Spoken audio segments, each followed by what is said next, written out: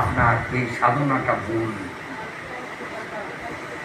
তখন তিনি ভাগবত বিভিন্ন গ্রন্থ দিয়ে তাকে বুঝে রাধা গোবিন্দর যুগল উপাসনায় এনেছিলেন। তখন ঈশ্বরচন্দ্র বিদ্যাসাগর বলল, তুমি আমার ছাত্র নয়, আমি তোমার ছাত্র, তুমি আমার গুরু। সেই সচিদানন্দ তারই রচয়িতা এই গানটা, সর্বস্ব তোমার চরণে জপিয়া পড়েছি তোমাকে ঘরে, তুমি তো ঠাকুর, তোমারও কুকুর। কুকুর কেন বললেন? কুকুরকে আপনি ভালো মন্দ যাই খান, বাড়িতে শিকল বেঁধে রাখুন, ভালো থাকবে। এই শিকলটা খুলে দেবেন, কি হবে? বিষ্ঠায় মুখ দেবে। ঠিক সেই প্রকার যতদিন আমরা এই ভগবত চরণে থাকবো, সাধুগুরু বৈষ্ণবের পদচ্ছায় থাকবো, ততদিন আমরা ভালো থাকবো।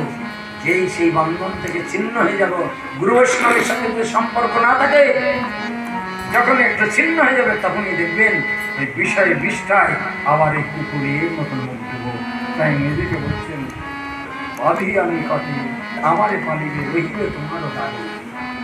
কুকুরকে যেমন দাঁড়ে রাখতে হয়, কেন? যেন শত্রু না আসে। ঠিক সেই প্রকার আমাকে বেঁধে রাখো, যেন শত্রুকে কাম, ক্রোধ, লোভ, মদ, মাৎসর্য এইগুলো আমার শত্রুকে আক্রমণ। যাই হোক,